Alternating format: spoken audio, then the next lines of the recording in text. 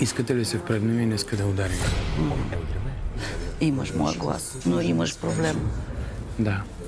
Тя насочи Ана Мария в някаква друга посока. Тя работи цял ден систематично. Не, Вели? Да. Гледам, че го играе много хитро. Всичко. Заклевам я. Много хитра и много изпълзва в друга посока. Изгонването на Неве ще завърши цикъл от въпроси, който беше породен с излизането на Георги. С трохите, които Георги хвърли по тази кръгла маса и които той ни остави да кълвем и да разнищваме. Докато стигнем дори и до един предател, ще трябва да има косвени жертви и ние трябва да свикнем с мисълта, че всяка вечер ще изпращаме по двама праведни, един от които ще бъде изпратен с нашия собствен вод. Аз съм изправен пред една дилема. Аз за Неве не се съмнявам толкова много, колкото се съмнявам за други хора. Аз ще ти кажа, защо се съмнявам в нея, защото това е единствената здрава, стабилна връзка между предател и някой от нас. Много са ми фактите. И то са факти. Значи, дори толкова не ми е здравата връзка, колкото начинът, по който Невена се вратна за гъм. Аз, примерно, ще задам следния въпрос. Ако ще гласуват 7, 8, 10 човека срещу Неве, защото за да гласуват първо 8-10 човека така, ти не мога ги фанеш и да ги удариш и да ги навиеш и да кажеш гласувайте. Да. Тоест, те за да гласуват, имат нещо предвид, имат много.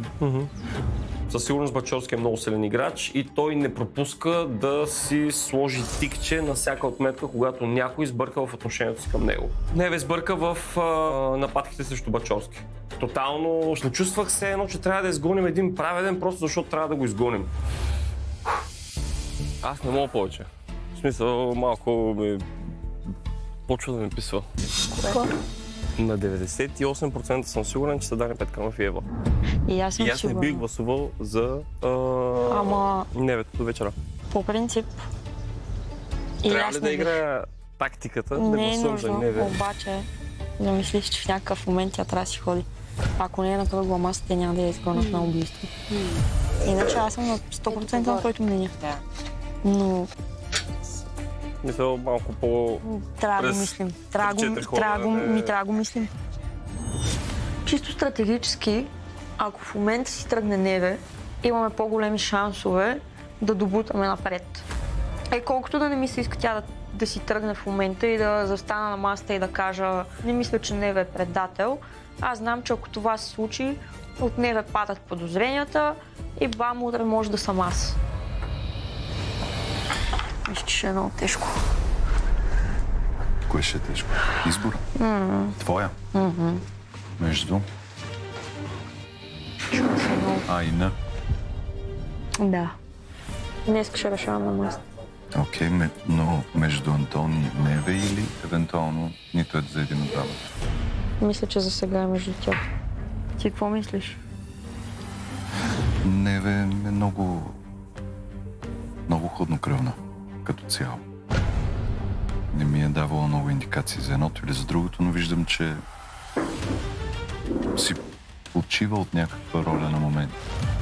Неве играе изключително стилно и хладнокръвно и е играч, с който според мен трябва да се внимава. Ти какво мислиш?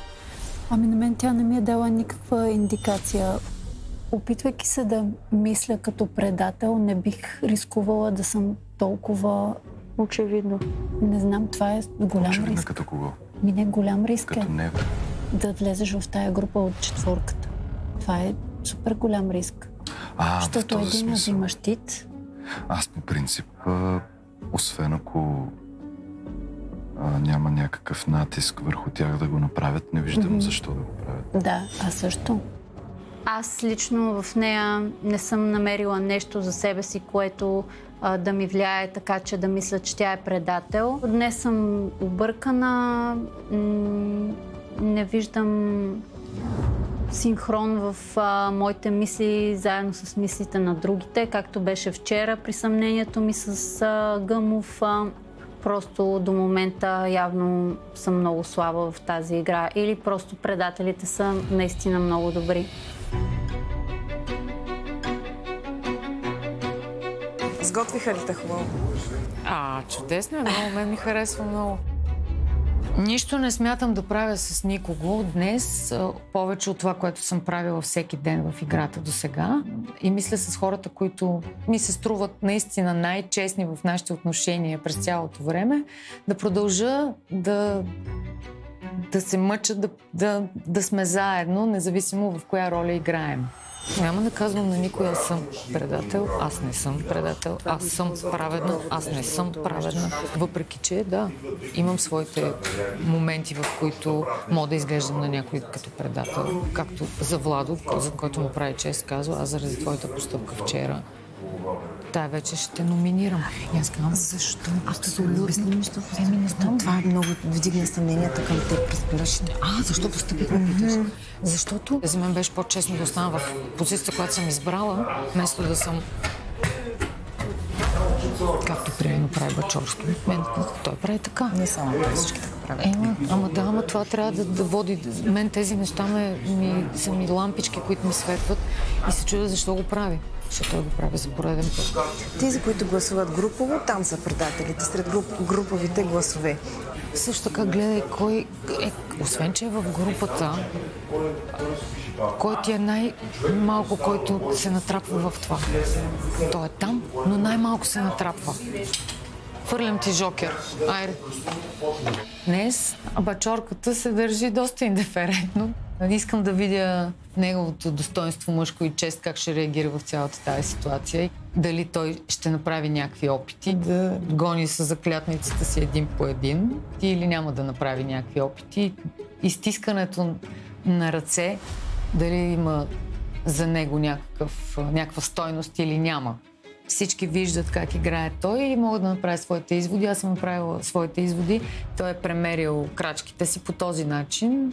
Аз премерих крачките си по друг начин. Ще видим коя крачка е по-дълга и коя е по-къса и кой ще се пребори. Искам да съм в роман на Агата Кристи, а не да съм в българска народна приказка за хитър Петър. Истинската ми надежда днеска обаче е Неве да е праведна. Да. Да, аз това се надявам. Това ще ми даде много по-ясен отговор, отколкото ако Неве е предател. Защото, Буби, знаеш какво става, ако Неве е предател? Какво става? Спираме с играта. Защо? Какво правиш от утре? Почваш да съмняваш Даяна ли? Нямаш. Това е задънена улица, защото тази пътечка, която Георги посла, ще свърши там. Обаче, другата посока. Неве, ако е праведна, тая пътечка продължава още малко. Сега е много важно как ще си изиграе ролята и какво ще стане. И другите да не се усъмнат. Ще видим докъде ще я докарам. Може и да ме застрелят. Може да ме хванат. Но докато не ме хванат или играта не свърши, аз ще правя салто след салто.